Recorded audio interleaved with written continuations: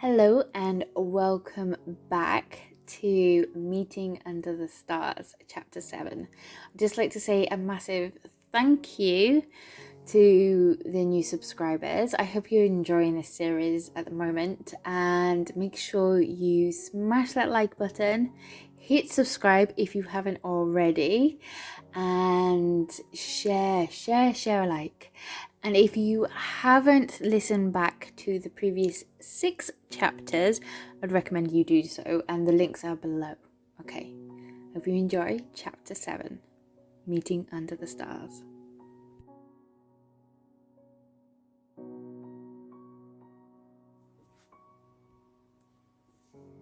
Adrien's POV. Chat had regretted the 3 little words as soon as they escaped his lips. He had meant every single letter, but saying them out loud on the back of the kiss was playing with fire. Part of him sighed with relief when he realized she hadn't heard him, but if she had, at least it was one less secret bottled up inside of him, ready to explode like a shaken champagne bottle. He needed to step back from the situation, and suddenly the necessity for air was urgent. He slid his arm out from underneath her, receiving a little groan from his sleeping princess, followed by a sharp pain in his chest. Oh, how much he wanted to stay. How much he wished his life was simple and the only care he had was if his lady loved him back. But it wasn't. And the day before had shown him that. He'd almost fallen apart during a Kuma fight because of this all-consuming love for this woman lying next to him. If it hadn't been for her foresight to use second chance, what would have happened? Where would he be now? With one last rebellion against his head, he leaned in and kissed her on the warm forehead, filling his senses of a sweet scent he knew would linger with him for the rest of the day. Oh, this pain of being so close and yet alone was too much. No, step back, get some air. Forcing himself not to mutter another word, he pushed open her window and jumped out. The crisp of the night air hit his face and felt good. He took a deep breath and pulled out his baton. He found he couldn't go far from her and landed on Notre Dame roof, and walked over to the maintenance platform before transforming back. Plag floated in front of him with a complex look on his scrunched up face.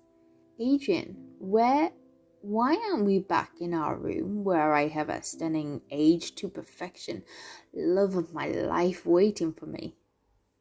I just needed a little night air before heading back. Adrien wiped away a tear that had broken through his reinforced dam, pulling his knees to his chest as he stared at Marinette's balcony in the distance. Kid, what happened? Plag said in an unusual soft voice. I kissed her. And I told her.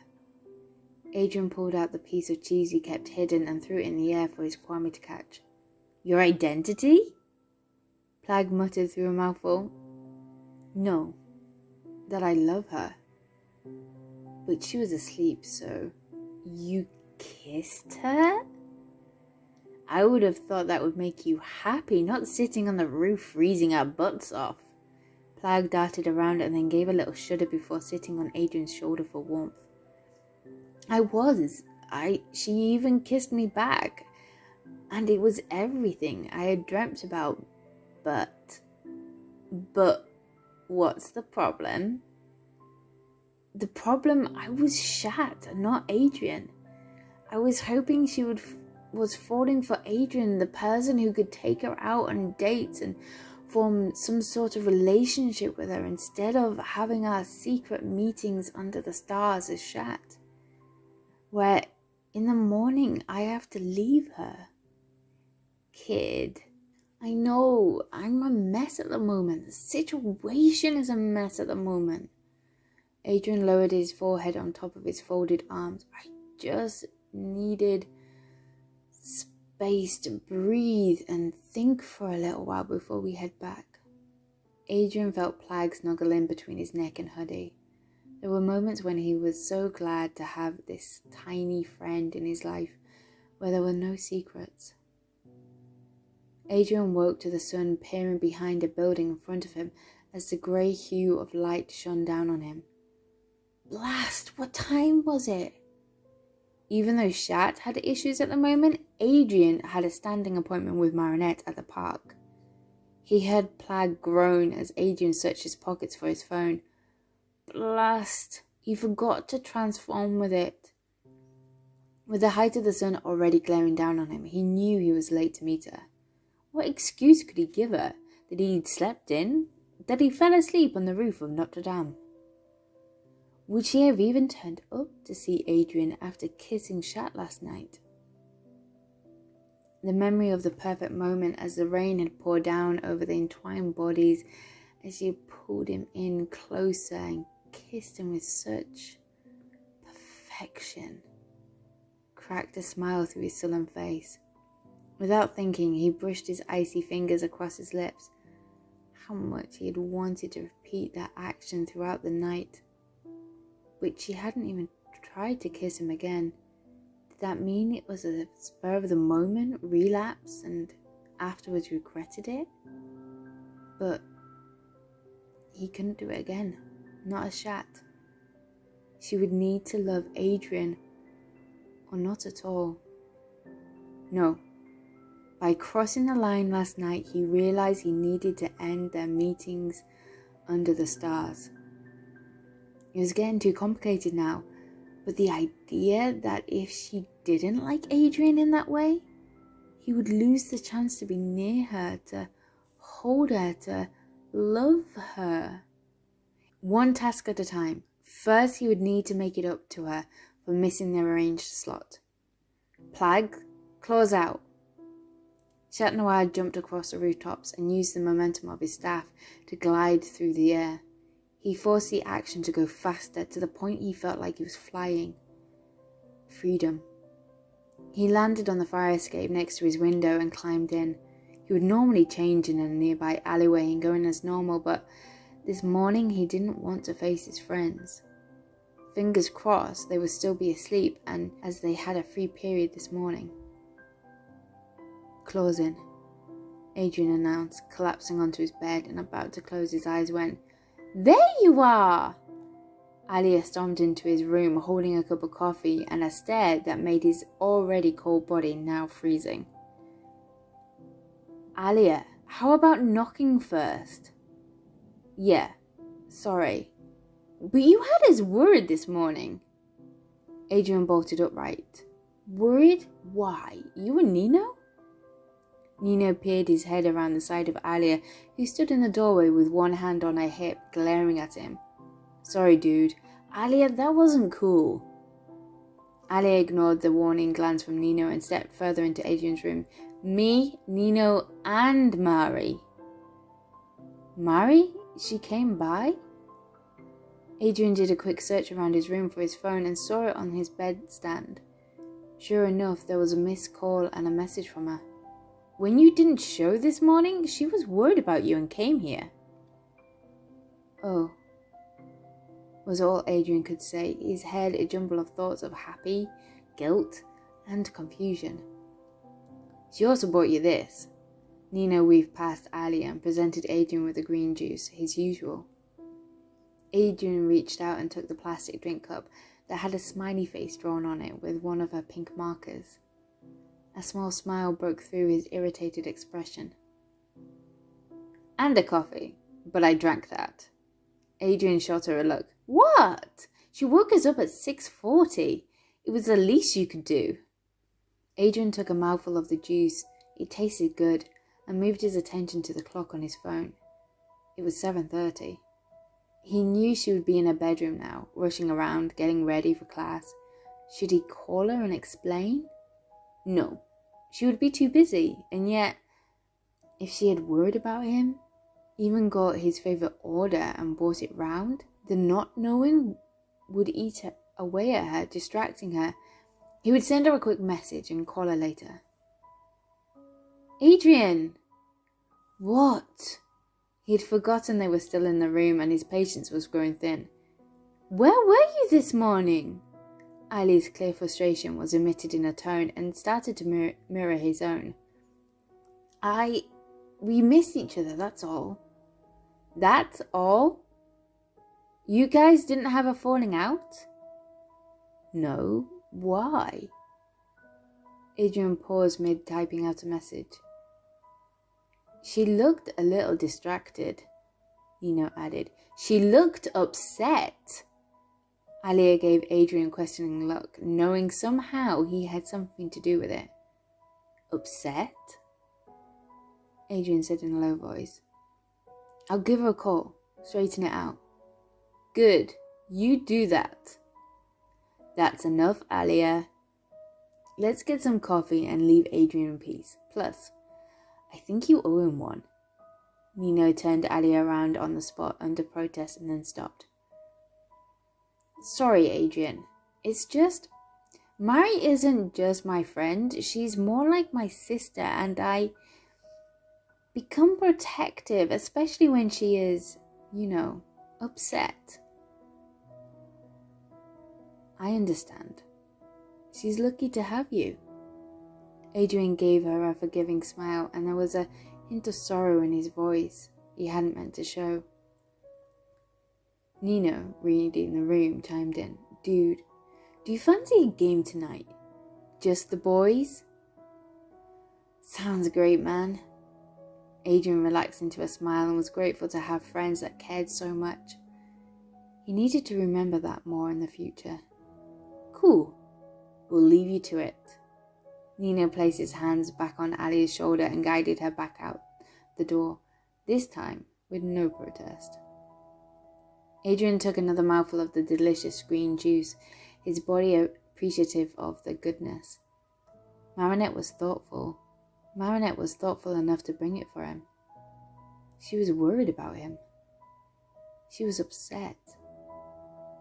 Guilt of last night had shat, leaving her alone this morning with a mountain of questions, only to stand her up as Adrien? He didn't deserve this juice, this gesture of kindness, not when he knew what he had to do. He placed down the juice cup and pressed on the voicemail icon. "Hey, it's me, Marinette, standing in the park, alone. Hope everything's alright. Call me when you get this. Bye." He loved the sound of her sweet voice, but noticed the tone Alia had mentioned. The pang of guilt was increasing, eating at him. He pulled up the text message she had sent, glancing at the time difference of 5 minutes. He knew, without him being there to push her, to challenge her, she wouldn't do it. His grin gave way to tight lips, the torture of knowing her so well. "Hey, I'm heading to our usual cafe for a cup of tea. It's a tad cold out this morning. Call me. Kiss." She still ended it with a kiss. A friend kiss? Adrien forced back the image of last night, replaying it for the 100th time. He replied, "Hey, sorry about this morning. We must have missed each other, and I left my phone in my room." Lies. More lies. "I'll call you when you're free. Kiss." Sent. "Oh, and thanks for the drinks." Kiss, kiss. His finger slipped on the second kiss. Or did it? He had expected to see 3 dots appear, not the phone to ring. "Hey!" Hearing Marinette's voice on the other end caused an enormous grin to spread across his lips.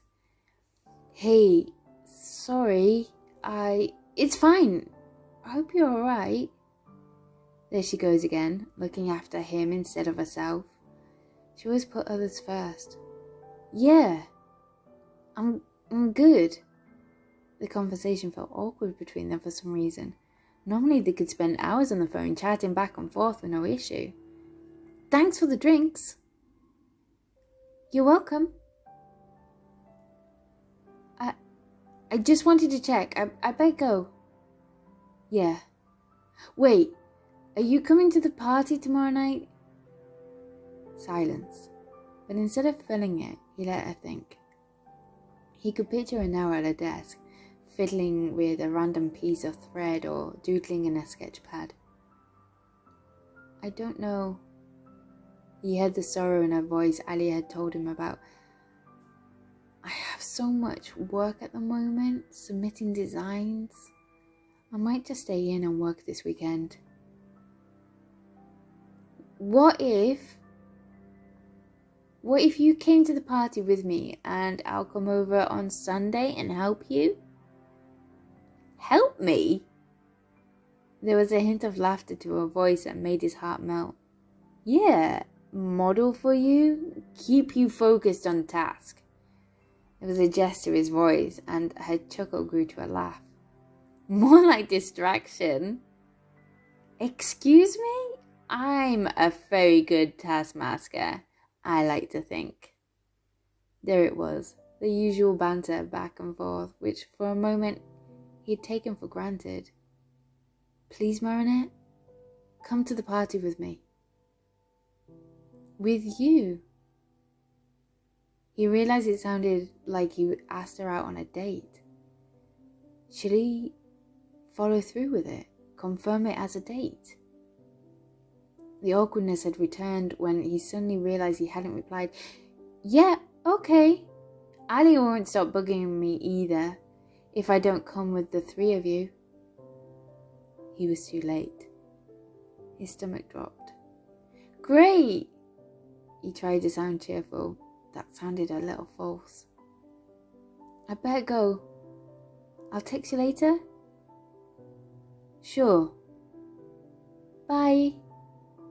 Her voice called out before the line went dead. He stared at the moving screensavers of pictures of his friends, a lot of them Marinette. Great start to the day. Stood his princess up, almost asked her out on a date as Adrien, only to fail, and planned to spend an entire day with her on Sunday, as a friend, and trying his hardest not to kiss her. What could go wrong?